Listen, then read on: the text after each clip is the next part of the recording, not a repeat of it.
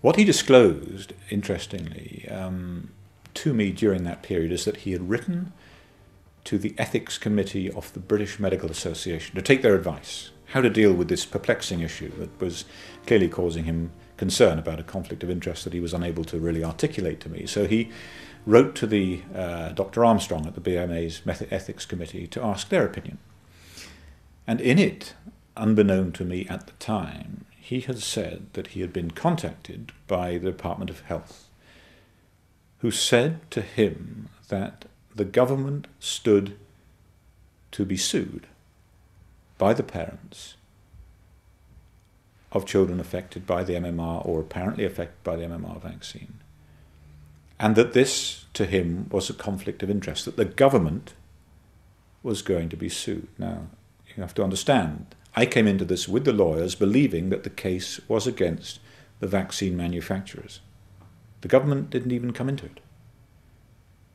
But he was clearly under the impression that the government were going to be sued. He also said that this may be embarrassing for the medical school. Now, we were never party to the response, the ultimate response of Dr Armstrong from the BMA. We were never told about it. All he did when he wrote back to me is to say, "You will know that I have taken advice on this matter from the British Medical Association," and leave it at that, as though the British Medical Association had ruled completely against it.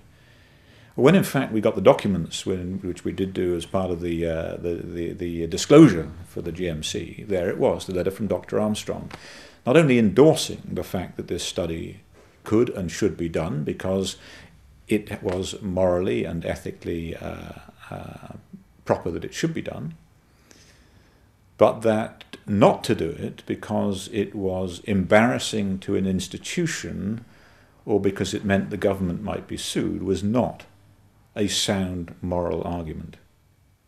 His words. So in other words, the BMA's Ethics Committee had said, this is fine. It said that actions of this kind or research of this kind is often funded by a group with a particular interest. Of course they are. The Multiple Sclerosis Society funds research for multiple sclerosis in the hope that it can make patients better. Of course they are. So here we have another group of people with a vested interest funding a piece of research.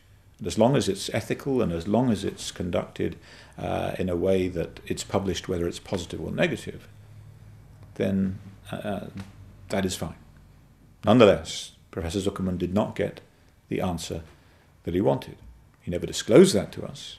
He just kept beating us over the head with the certain knowledge that he'd contacted the BMA and they had given him an opinion.